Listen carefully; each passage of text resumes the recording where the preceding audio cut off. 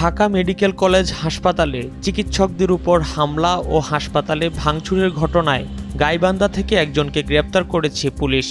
তার নাম সঞ্জয় পাল জয়। গত 31 আগস্ট রাতে ঢাকা মেডিকেল কলেজ হাসপাতালে চিকিৎসকদের হামলা ও মারধরের ঘটনায় রাতেই কাজ বন্ধ করে দেয় ইন্টার্ন চিকিৎসকরা। হামলাকারীদের গ্রেপ্তার, বিচার, নিরাপদ কর্মস্থল নিশ্চিত করা সহ 4 দফা দাবিতে কমপ্লিট শাটডাউন কর্মসূচি পালন করেন চিকিৎসকেরা।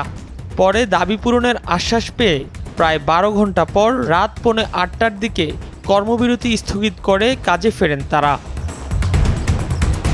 চিকিৎসক ও রোগীদের উপর হামলার ঘটনায় ঢাকা মেডিকেলের অফিস সহায়ক শাহবাগ থানায় একটি মামলা দায়ের করেছেন বলে জানিয়েছেন শাহবাগ থানার ভারপ্রাপ্ত কর্মকর্তা AKM শাহাবুদ্দিন।